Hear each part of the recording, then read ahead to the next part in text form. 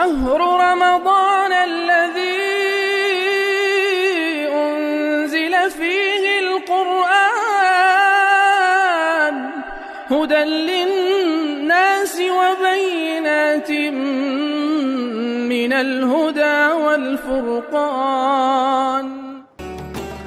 Assalamualaikum warahmatullahi wabarakatuh. Sahabat Hijrah Media dimanapun berada, sesaat lagi kita akan mengikuti tausiah spesial Nuzulul Quran yang akan disampaikan oleh Ustadz Abdul Latif SEMA. Beliau adalah penemu metode tahfiz, khatam, hafal tanpa menghafal. Beliau menyelesaikan S2-nya di bidang ekonomi Islam UIN Jakarta, dan beliau juga pernah tampil di beberapa televisi nasional. Marilah kita ikuti sama-sama.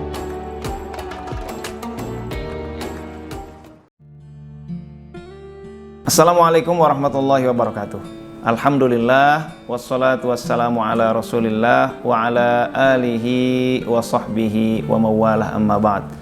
Al-mukarramun wal muhtaramun, para kiai, para asatid, para ustadzat, para pimpinan masyarakat, para pengurus masjid, jamaah semua, hadirin dan hadirat semua calon ahli surga yang dimuliakan oleh Allah Subhanahu wa taala.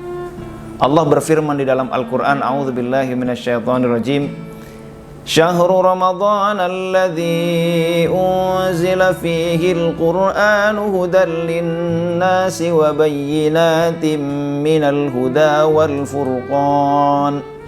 فَمَنْ شَهِدَ مِنْكُمُ الشَّهْرَ فَلْيَصُمْهُ وَمَنْ كَانَ مَرِيضًا أَوْ عَلَى سَفَرٍ فَعِدَّةٌ مِنْ أَيَّامٍ أُخَرَ يُرِيدُ اللَّهُ بِكُمُ الْيُسْرَ وَلَا يُرِيدُ بِكُمُ الْعُسْرَ وَلِتُكْمِلُوا الْعِدَّةَ وَلِتُكَبِّرُوا اللَّهَ عَلَى مَا هَدَاكُمْ وَلَعَلَّكُمْ تَشْكُرُونَ.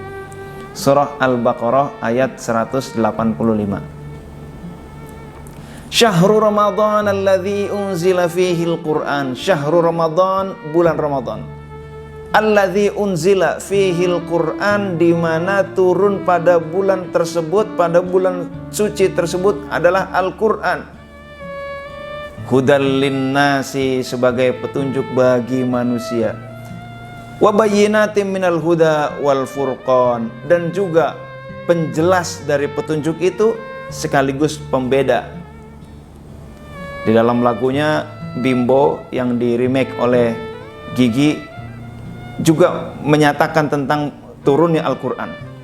Pada bulan suci Quran turun ke bumi, Quran turun ke bumi. Quran turun ke bumi, nuzulul Quran, pada bulan Ramadan, bulan turunnya Al-Quran. Hadirin dan hadirat yang dimuliakan oleh Allah Subhanahu wa taala, manusia yang turun kepada beliau Al-Quran menjadi manusia yang utama. Bulan di mana turun Al-Quran menjadi bulan yang utama, Sayyidus Syuhur. Malam di mana turun Al-Quran menjadi malam yang utama. Maka siapapun yang ingin menjadi utama di sisi Allah Subhanahu wa ta'ala, pastikan dia orang yang selalu berinteraksi dengan Al-Quran. Insya Allah keluarga yang utama, keluarga yang mulia, keluarga yang berkah adalah keluarga yang selalu berinteraksi dengan Al-Quran. Lembaga perusahaan yang berkah adalah lembaga perusahaan yang selalu berinteraksi juga dengan Al-Quran, tidak meninggalkan Al-Quran. Maka individu-individu yang utama adalah individu-individu yang selalu berinteraksi dengan Al-Quran.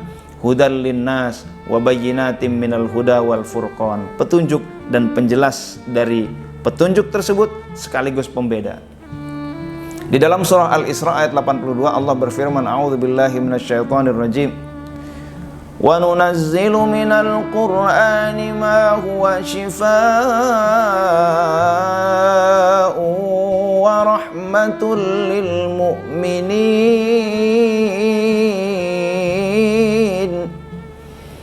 wala yazidul zalimina illa khasara. Wa nunazzilu minal Qur'an, dan kami turunkan Al-Qur'an. Ma huwa syifa, di mana Al-Qur'an adalah penyembuh. Wa rahmatul lil mu'minin, dan rahmat bagi orang-orang yang beriman. Wala yaziduz zalimina illa khasara, dan tidak menambahkan kepada orang-orang zalim kecuali menambah kerugian.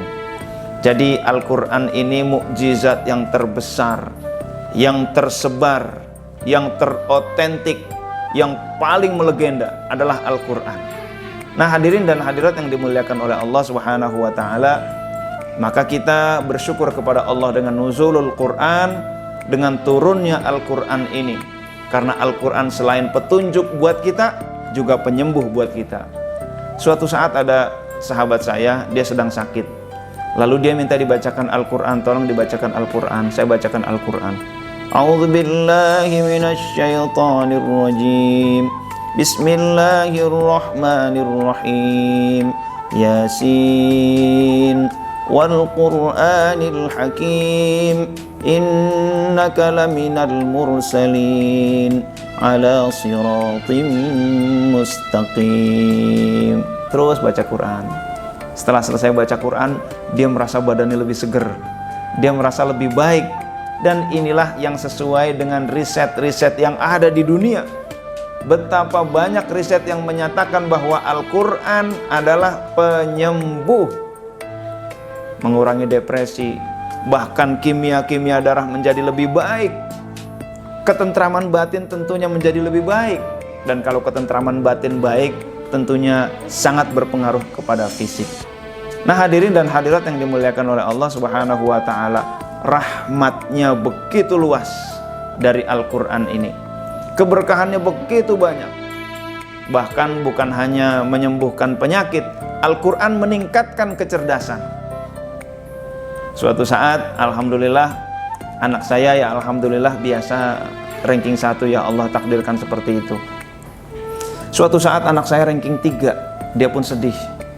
Kami muhasabah dengan istri, kira-kira kenapa ya kok anak kita sekarang ranking 3? Setelah kami pikir, oh iya, kemarin semester kemarin itu tahfidznya kendor. Wah, jadi tahfidz itu bukan membebani kita. Wah, udah banyak pekerjaan, udah banyak pelajaran, ditambah tahfidz pula, makin berat lagi, bisa-bisa pelajarannya tertinggal. Jangan salah, tahfidz justru meningkatkan kecerdasan.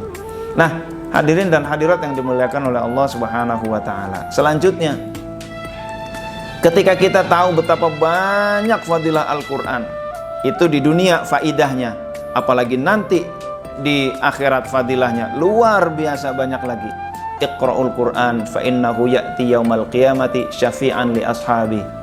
Rawahul Bukhari. Bacalah Al-Qur'an karena dia nanti datang di hari kiamat sebagai penolong buat orang-orang yang menjadi ahli Al-Qur'an.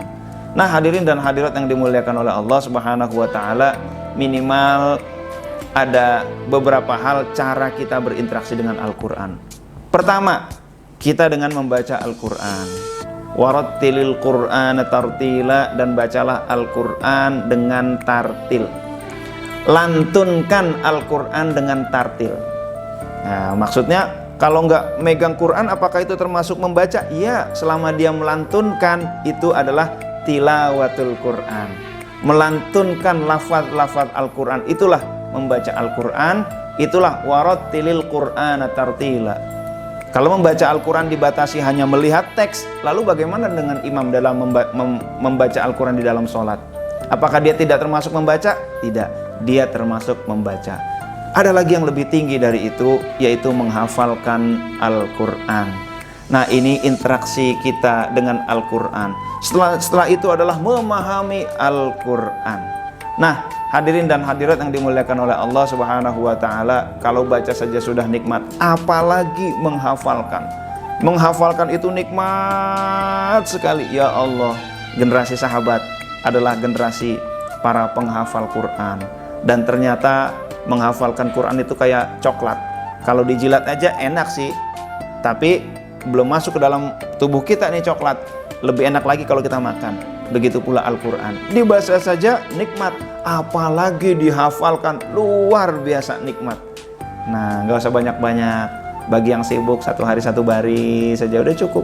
Apalagi sekarang sudah ada toolsnya, yaitu aplikasi Khatam. Dengan aplikasi ini bisa mengulang potongan ayat terus berulang-ulang. Otomatis kita hafal dengan sendirinya. Satu-satunya aplikasi yang bisa mengulang perpotongan ayat. Lam yakunil ladzina kafaru, lam yakunil ladzina kafaru, terus ulang selama 30 kali, 100 kali, otomatis hafal dengan sendirinya. Jadi menghafal Quran bisa kapan saja, bisa di mana saja.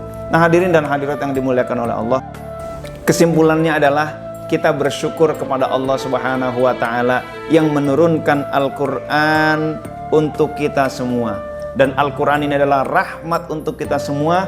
Maka semakin intensif interaksi seseorang dengan Al-Quran, rahmat Allah pun semakin banyak. Mudah-mudahan ini merupakan momentum agar kita semakin meningkat interaksinya dengan Al-Quran, dan kita pun semakin besar memperoleh rahmat Allah Subhanahu wa ta'ala.